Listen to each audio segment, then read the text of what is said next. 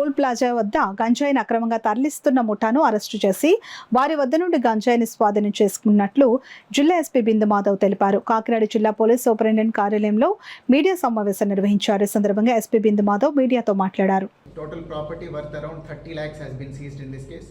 దీనిలో ఫర్దర్గా investigation complete చేసి అట్లనే వీళ్ళు ఎవరైతే ముద్దాయిలు ఉన్నారో వీళ్ళు కొంచెం ఆర్గనైజ్డ్గా చేస్తున్నట్టు కనిపిస్తుంది కాబట్టి వాళ్ళ ఎసెట్స్ ఎక్కడ ఉన్నాయో ఐడెంటిఫై చేసి ఫైనాన్షియల్ ఇన్వెస్టిగేషన్ చేసి ఎసెట్స్ కూడా అటాచ్ చేయడం జరుగుతుంది.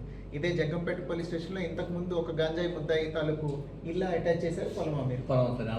అతని పొలాన్ని అటాచ్ చేయడం జరిగింది. ఈ గంజాయి ప్రొసీడ్స్తో కొన్నాడు అదని మనం ఎస్టాబ్లిష్ చేసి ఫైనాన్షియల్ ఇన్వెస్టిగేషన్లో ఆ పొలాన్ని కూడా అటాచ్ చేయడం జరిగింది. అట్లనే ఈ కేసులో కూడా we will take it very seriously. అందులో ఏవైతే ఆస్తులు దీని నుంచి సంపాదించారని ఐడెంటిఫై అవుతుందో అవన్నీ అటాచ్ చేయడానికి we will complete the procedure and get the remaining accused also.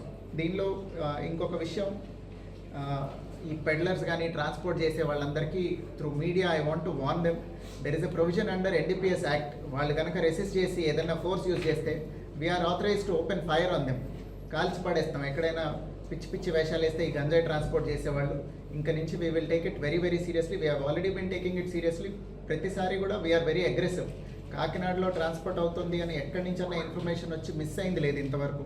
ప్రతిసారి మనమే పట్టుకున్నాం. అది ఎటు రూట్లో వస్తున్నా కానీ కాకినాడ దాటిపోవటానికి ఇప్పటిదాకా ఎవరు సక్సెస్ఫుల్ కాలేదు.